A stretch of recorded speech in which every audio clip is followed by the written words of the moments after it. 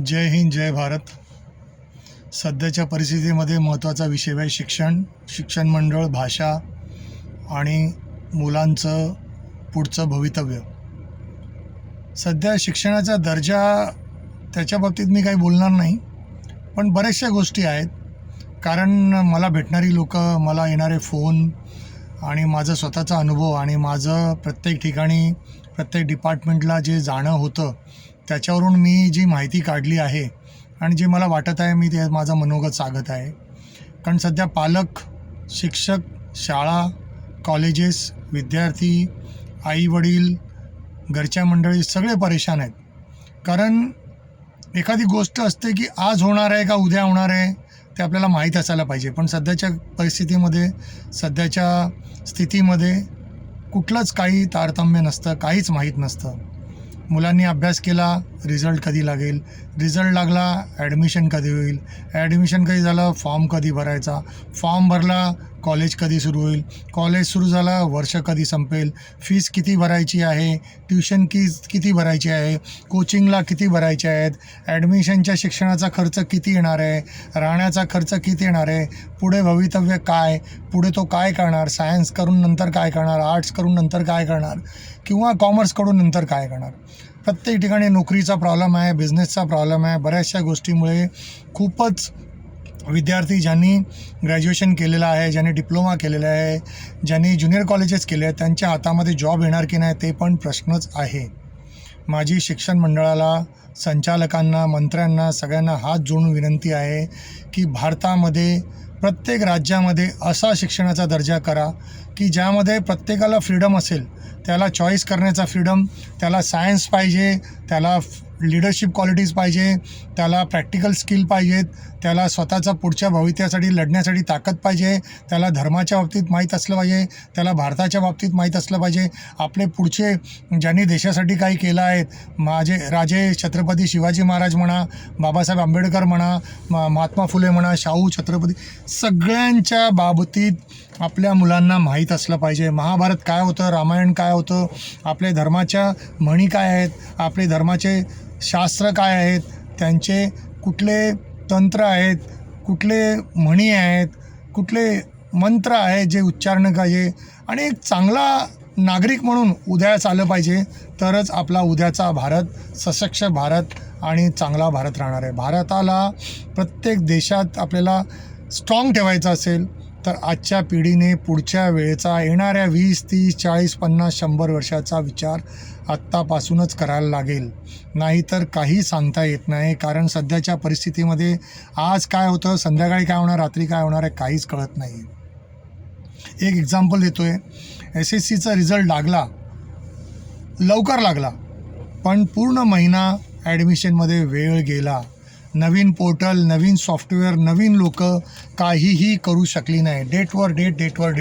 एक डेट दिल्यानंतर पण त्या डेटवर काही काम होत नाही. अजूनही ज्युनियर कॉलेजच्या ॲडमिशनसाठी विद्यार्थी इतके परेशान आहेत की त्यांना त्यांच्याप्रमाणे ॲडमिशन मिळत नाही आहे.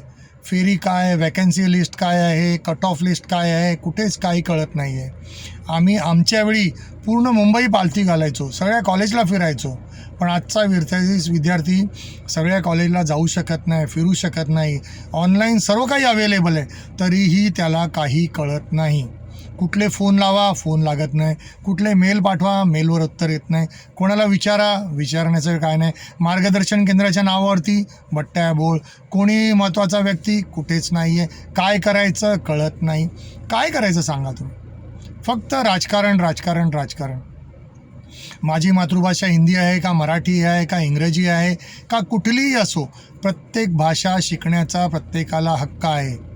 ती त्रिसूत्री असो, कुठलीही सूत्री असो, मला काही घेणं नाही आहे. मला जशी मराठी आहे तशीच मला हिंदी आहे, तशीच मला मराठी आहे. मला माझ्या पद्धतीने बघायचं, मला अमेरिकेला जायचं आहे का भारतामध्ये राहायचं आहे का पूर्ण दुनियामध्ये फिरायचं आहे. मला जी भाषा महत्त्वाची आहे ती भाषा मला आली पाहिजे. आज हिंदी भाषा संसदेमध्ये म्हणा किंवा भारतामध्ये म्हणा महत्त्वाची भाषा आहे. मराठी भाषा महाराष्ट्रात महत्त्वाची आहे. दुसऱ्या भाषा पण सगळीकडे महत्त्वाच्या आहेत. प्रत्येक मातृभाषेला तुम्ही हिणवू शकत नाही. तिला मानहानी करण्याचा म्हणजे मातृभाषेला उगाच खोटं बोलून, काही बोलून, जबरदस्ती करून हा तसा आहे, तो तसा आहे, तो भैया आहे, तो घाण आहे, तो तसा आहे. अरे कशाला? सगळे भारतीय नागरिक आहेत. आपल्या भारताच्या संविधानाने प्रत्येकाला हक्क दिला आहे. ठीक आहे, आरक्षणामुळे म्हणा किंवा मायनॉरिटीमुळे म्हणा किंवा बऱ्याच गोष्टी बदली झाल्या आहेत. पण का? माणूस शेवटी माणूस आहे, नागरिक शेवटी नागरिक आहे. तो तुमच्या देशाचा, तुमच्या शहराचा नागरिक आहे. तो तुमचा भाऊ आहे, तो तुमच्या देशाचा माणूस आहे. तुम्ही प्रत्येकाला मारणार, कुठेही जाणार, कुठल्याही शाळेत जाणार, हे चुकीचं आहे. खूपच चुकीचं चाललेलं आहे. पुढची येणारी पिढी घाबरलेली आहे. त्यांना कळत नाही काय करायचं. माझी विनंती आहे की शिक्षणाचा दर्जा सुधारावा. कोणाला ICSE करायचं आहे, कोणाला CBSE करायचं आहे, कोणाला AG-CSE करायचं, कोणाला IB करायचं आहे. कुठलंही बोर्ड निवडायचं आहे, कुठेही जायचं आहे, काय करायचं आहे त्यांचा फ्युचरचा प्रश्न आहे. आम्ही आमच्या वेळी 2,000, 3,000, 4,000, 5,000 फीस होती. त्याच्यानंतर 10,000 झाली, 20,000 झाली, 25 झाली, 50 झाली. आज लाख, 2-2, 5-5, 10-10 लाख रुपये फीस झालेली आहे. फीस भरण्यासाठी लोकांकडे नाही आहे. मुलं, पालक परेशान आहेत की काय करायचं. मुलाचं भवितव्य मुंबईमध्ये आहे, इंडियामध्ये आहे की इंडियाच्या बाहेर आहे. कुठल्या युनिव्हर्सिटीमध्ये अभ्यास करायचा, मेडिकल करायचं का कॉमर्स करायचं का आर्ट्स करायचं. इतके चांगले विद्यार्थी, इतके हुशार विद्यार्थी आरक्षणामुळे मागे राहिले आहेत. मायनॉरिटी कोट्यामध्ये आरक्षणामुळे कमी पर्सेंटेजमुळे त्याला ॲडमिशन मिळतं, पण ओपन कॅटेगरीमध्ये हायेस्ट पर्सेंटेज असूनसुद्धा चांगल्या कॉलेजमध्ये ॲडमिशन अजूनही मिळत नाही. ही काय आहे? लोकांनी विचार करावा, राजकारण्यांनी विचार करावा, मंत्र्यांनी विचार करावा, मुख्यमंत्र्यांनी विचार करावा, सर्व मंत्र्यांनी विचार करावा. माझी हात जोडून विनंती आहे की आपला देश वाचवा, आपलं शहर वाचवा, आपलं राज्य वाचवा. कारण शेवटी येणारी पिढी ती तुमची पण आहेत, आमची पण आहे, मंत्र्यांची पण मुलं आहेत आणि मंत्र्यांचे पण नातेवाईक आहेत. प्रत्येकजण याच समाजात राहतो, याच राज्यात राहतो, याच शहरात राहतो. जय हिंद, जय महाराष्ट्र.